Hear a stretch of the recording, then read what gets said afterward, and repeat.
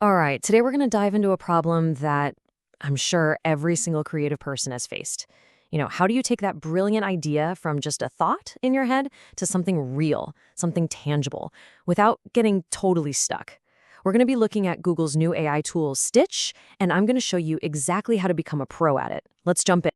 You know the feeling, right? You get that flash of inspiration, that aha moment for the perfect app, but then it just sits there. It feels too big, maybe too complicated, and you honestly don't even know where to begin. It's such a common and frustrating place to be. And this is exactly why those ideas get stuck. The traditional path from idea to reality is a massive bottleneck. I mean, it takes forever, it costs a ton of money, and you're stuck in this endless loop of back and forth between designers and coders. And honestly, by the time you actually see something, that original spark, that vision you had, it can feel totally lost in translation. But what if we could just bypass all of that? Seriously, imagine skipping all those hurdles and going straight from your concept to a polished, even functional design, just by explaining what you want.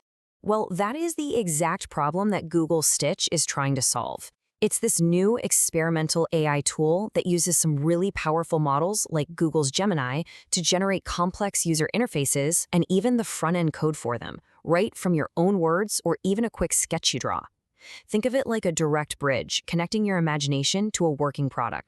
So when you jump in, you've got two main flavors to choose from. On the left, you've got standard mode. That's all about speed. It's perfect for just brainstorming, getting quick mockups out fast. But then on the right, that's experimental mode. And this is where the real magic happens. It uses the more powerful Gemini Pro, which means you can upload sketches or screenshots to guide the design. It can handle way more complex user flows.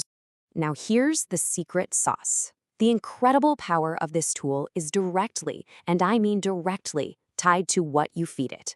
You can't just toss a vague idea at it and expect a masterpiece. The key to unlocking those professional-grade results is all about how you craft your prompt. And this slide just nails that point perfectly. Look at the difference. On the left, a super vague prompt. Make a fitness app. I mean, what does that even mean? The AI has almost nothing to work with. But on the right, you see a specific prompt that defines the user, marathon runners, the core features, and even the vibe of the app. That level of detail is what takes you from some generic template to a truly unique and polished design. Okay, so how do we actually do that? How do we write those vivid prompts? This is where we level up our game and move from just, vibe testing, just throwing random stuff at the AI and hoping for the best, to a process of intentional, repeatable design. So let's check out two really powerful frameworks that are going to completely upgrade your prompting skills. First up is the zoom out, zoom in method. It's super simple, but really effective. You start zoomed out by giving it the big picture context. Who is this app for? What problem is it solving? Then, once you've set the stage, you zoom in on the nitty-gritty details of the screen you're actually designing. Things like, I need a sticky header, 3 columns of cards, and a big primary call to action button. And maybe add something about the look, like a clean, minimal aesthetic. All right, let's move on to our next framework. You can think of this one as a simple little checklist to make sure your prompt is totally solid. It's called the C.A.R.E. framework, and it guarantees you've covered all the essential bases of a great creative brief. So the magic here is making sure you hit all 4 letters. C is for context. This app is for a new fintech startup. A is for action. Design a user dashboard. R is for role. Act as a senior UI designer who specializes in data visualization. And E is for expectations. The output needs to use a dark theme. Now, pay extra close attention to that R for role. This one might be the most overlooked but powerful part of the whole framework. It actually forces the AI to adopt a specific creative lens, guiding its choices way beyond just your literal instructions. Okay, so you've used a framework like C.A.R., you've generated a fantastic first draft. Awesome. But design is almost never a one-and-done deal, right? The next phase is all about refinement, and this is where you start having a creative dialogue with the AI. The absolute key here is to be specific and incremental. Don't just say, change the button. Say, change the primary call to action button on the login screen to be larger and use the brand's primary blue. Those kinds of targeted changes are exactly how you polish a good design into a perfect one. All right, so we have the techniques, we have the frameworks.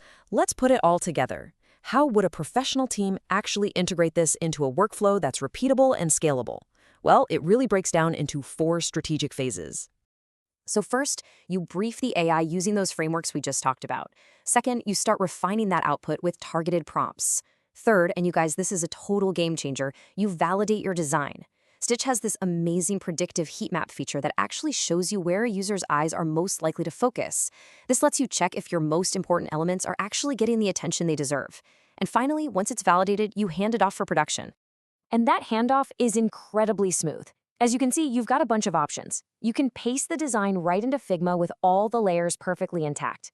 You can export clean HTML and CSS for a developer.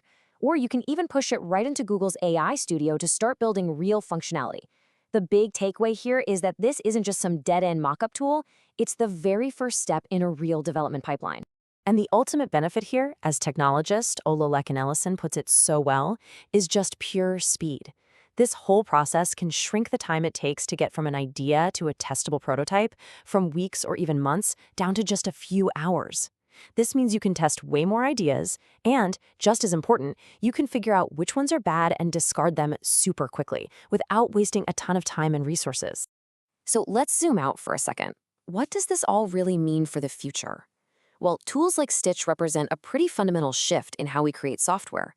They're empowering a whole new generation of creators, people who might not even think of themselves as coders at all.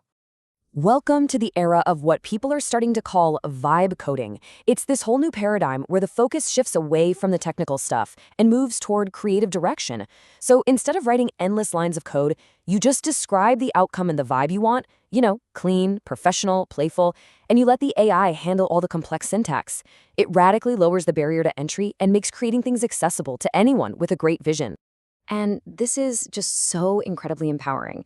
It's giving rise to what's being called the lone wolf founder, a single person who can now basically do the work of an entire product studio.